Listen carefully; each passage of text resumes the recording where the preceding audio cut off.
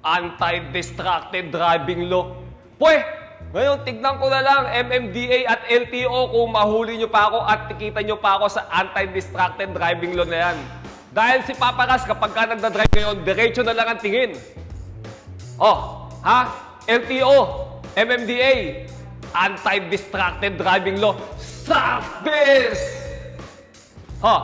Pero guys, kung ayaw nyong gamitin ang technique ni Papa Ras para hindi tayo matikitan ng LTO at ng MMDA sa Anti-Distracted Driving Law na yan, pinunta tayo ng Huawei Philippines ng Huawei X9 bent car holder kung saan guys, itong cellphone holder na to ay iniipit lang natin mismo sa ating aircon grills. Wala siya sa ibabaw ng dashboard, kaya ang LTO at MMDA ay wala kang karapatang tikitan. Natulad ng ginawa nila sa akin nung meron ako stop toys sa harapan ng dashboard ko.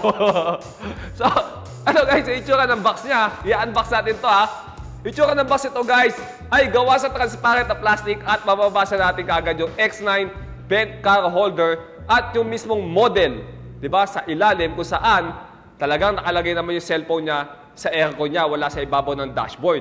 Sa likod ng box, guys, makikita natin na merong authenticity sticker dahil ang Huawei product na mabibili ninyo dito sa Droid Hero ay talaga namang 100% original, authentic, hindi dya fake. Diba? Sa side ng box niya, makikita natin na pwede mong sukatin ang cellphone mo dito kung magpipit siya, guys, sa mismong mounting ng Huawei X9 natin. So, syempre, i-unbox na natin siya, no? Para makita natin yung mismong itsura nito.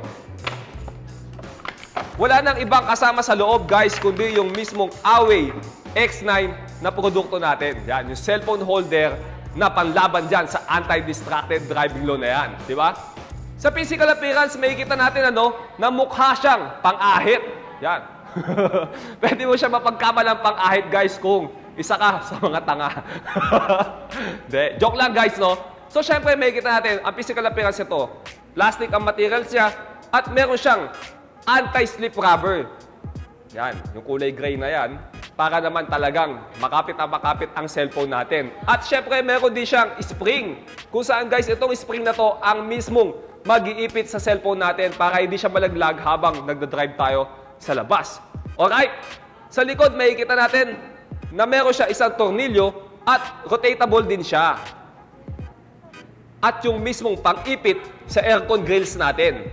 Alright, guys? Wala na akong ibang nakikitang something special dito sa Huawei X9 natin. Pero paano naman kung wala ka sa sasakyan?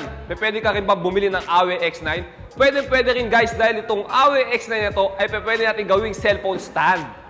Alright? Kung ayaw mong hawakan ang cellphone mo at gusto mo lang manood ng movie, YouTube, magbasa, di ba? Sa ating cellphone habang nakaiga, nakaupo, nang hindi natin hinahawakan, pwede natin gawing cellphone stand itong Huawei X9 na to. So guys, ano pang hinihintay ninyo sa lahat ng mga Uber driver, taxi driver, Grab driver, sweet lover, mga jeepney driver kung gusto nyo gumamit yan. Guys, umorder na kayo sa amin dito sa Droid Hero. Madali lang naman umorder sa amin. I-type nyo lang sa messenger namin si Papa Kiko, PAPA space QICKO, at siya na ang bahala sa'yo. Yan. Dahil ang Droid Hero ay nag-a-accept ng cash on delivery sa buong Metro Manila at kasama na rin dyan ng Laguna, Batangas, Pampanga at Cavite. Pero kung wala ka naman sa mga nasabing lugar na yan, guys, possible ka pa rin maka-order nito dahil ang Droid Hero ay nag-a-accept ng shipping nationwide. So guys, maraming salamat sa inyo lahat. Aalis pa ako at papatunayan ko lang sa MMDA na to at LTO na to na si Papa Ras ay hindi nila kayang utakan.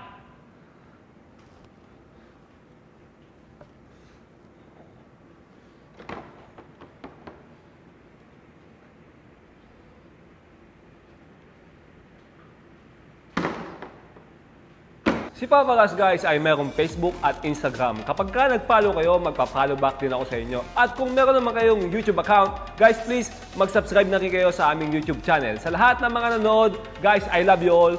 Maraming salamat sa inyo lahat. Mua, chup chup.